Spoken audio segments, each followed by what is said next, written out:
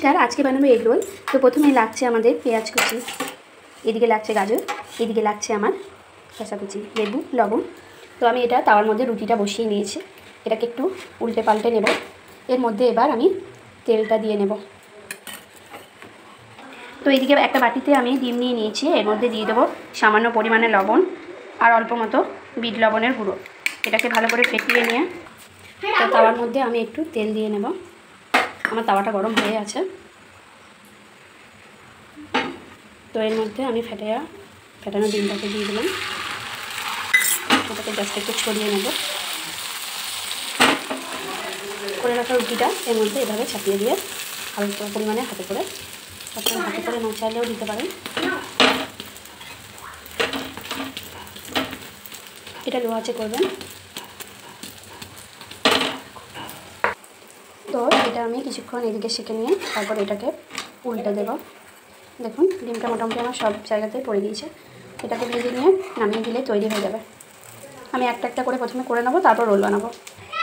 Same প্রসেসে আমি প্রত্যেকটা সেঁকে নেবো প্রথমে, তারপর নামিয়ে এর মধ্যে আমি তেল দিয়ে দেবো।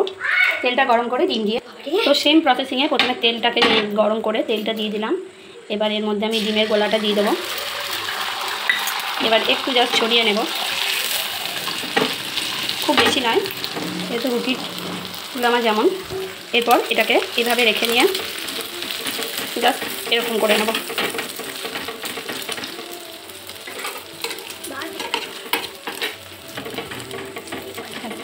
এবার এটা হাই ফ্লেমে দিয়ে দেবো একটু কিছুক্ষণ, আর এর উপরে একটু অয়েলিং করে নেব।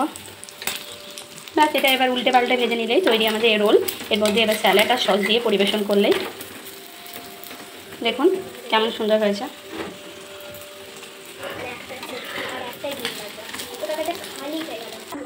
তো এখানে আমি স্যালাডটা বানিয়ে নিচ্ছি, শসা, গাজর, লঙ্কা আর পেঁয়াজ। এটাকে মেখে নিলাম।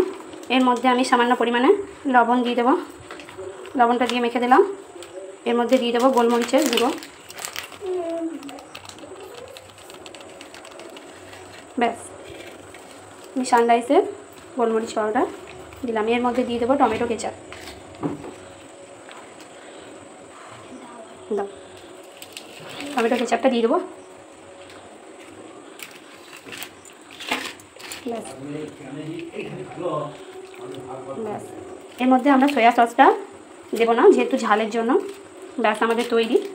এবার এটা আরেকটা জিনিস দেওয়া হয়নি, সেটা হলো পাতিলেবুর রস। এটা দিয়ে দিলাম, প্রথমে অল্প পরিমাণেই দেবো। ব্যাস, রেডি।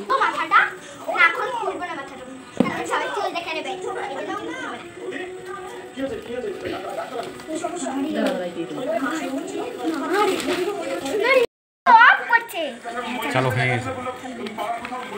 এবার এটাকে এরকম ভাবে মেরে নেব।